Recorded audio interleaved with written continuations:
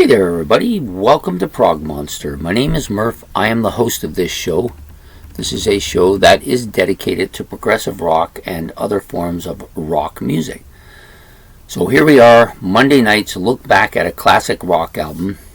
This is the show that I do every Monday night in which I talk about those classic albums that I quite love. Most of them, for me, fall in the range of masterpiece albums or first or level ones or level twos. I don't do too many level threes. I have done them, but not too many of them. Mostly those are the albums I stick with that I like. There's so many of them that, it'll be a long time before I'm finished this series. So anyways, basically I just give a kind of general feeling of the album and how much I like and maybe some of the information about the album that you should know. We've got a really good one this week, I think. One of the albums that, I don't know why it took me so long to get into this album, but we'll get into an explanation of that in shortly. So we're talking about Nazereth's Hair of the Dog. Yes.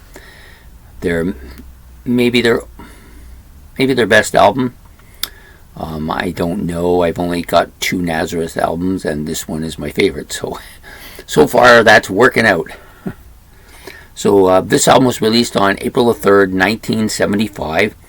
Was recorded at the Escape Studio in Egerton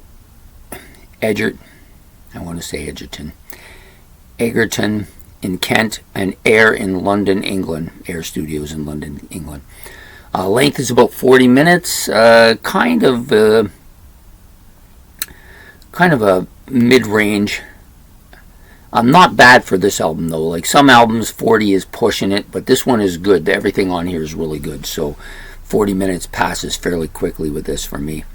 Label is a Mooncrest in the United Kingdom, A&M Records in North America, and Vertigo International. Now I have the copy I have here of it. I bought a couple of years back now. Maybe it's not even that. I don't even know. Maybe a year.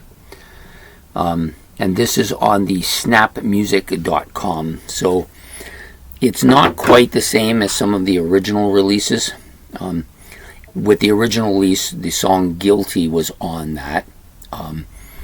And on some of the other releases, I think the US release had Guilty replaced with Love Hurts, which is also on this album, but as a bonus track. So anyways, that's the... and this, of course, was produced by Manny Charlton, who is the guitar player, kind of the leader of the band. The personnel on here, the great Dan McCafferty on lead vocals, backing vocals, and he does do some talk box on, I believe it's on Hair of the Dog, yeah. Manny Charlton on guitars and synthesizers. Pete Agnew on bass and backing vocals, and Daryl Sweet on drums, tambourine, and some backing vocals as well. In addition to them, they have a few other musicians playing certain parts on the album, which include Max Middleton playing piano on Guilty, Simon Phillips playing the tabla on Please Don't Judas Me, and Vicki Brown, Lisa Strike, Barry St. John doing backing vocals on Guilty. You can hear this; it's kind of almost choirish. And then you have Vicky Silva also doing backing vocals on Please Don't Judas Me. So basically this album has 8 tracks. In this case it has an additional bonus 4 tracks, and one of those tracks, Love Hurts, has actually been on some of the US releases, and it may have been on the Canadian or UK release as well, but I don't think so. I think that's the original release, which had Guilty. And then you have some of the international releases may also have had Love Hurts in that spot as well, which would make perfect sense. So the album has, like I said, 8 tracks. This is a very heavy album.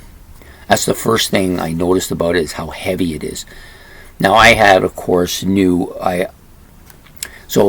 give you a brief history of my time with Nazereth. So back in the late 70s, or back in the mid-70s, I was basically listening to my parents' 50s rock and some of their country western and some stuff I didn't really care much for. Then I discovered Kiss, and I was off. Like, I was just obsessed with Kiss to the point of excluding everything else. So from 75, 76, 77, right through to about mid-78, I would listen to Kiss and Kiss only. Then I started to open up a bit.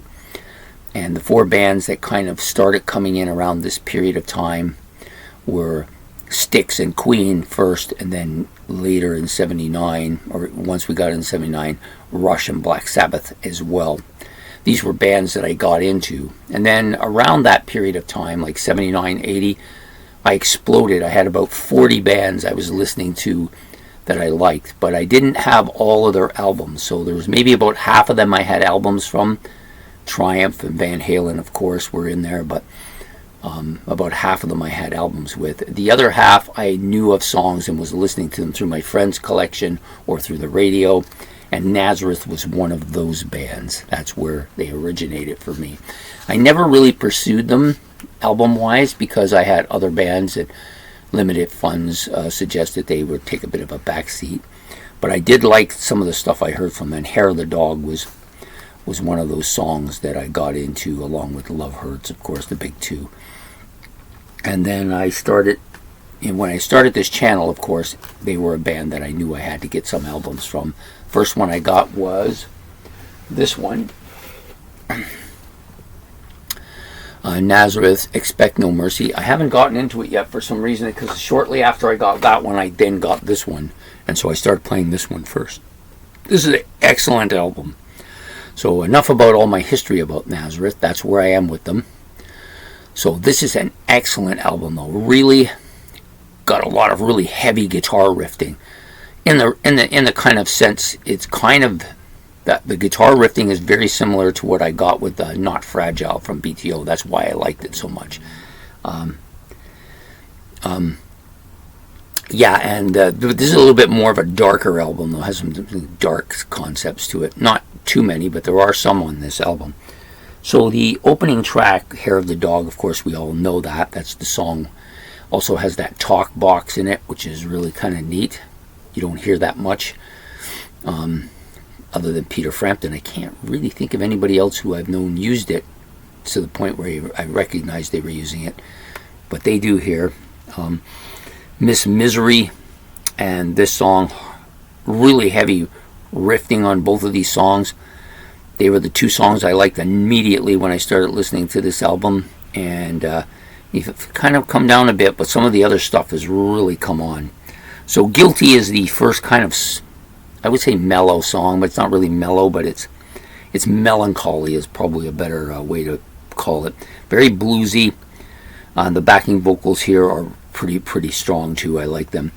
And if you have never heard Dan McCafferty's voice, which is pretty hard to believe that you haven't, very, very similar to Brian Johnson. They're both in that same kind of style.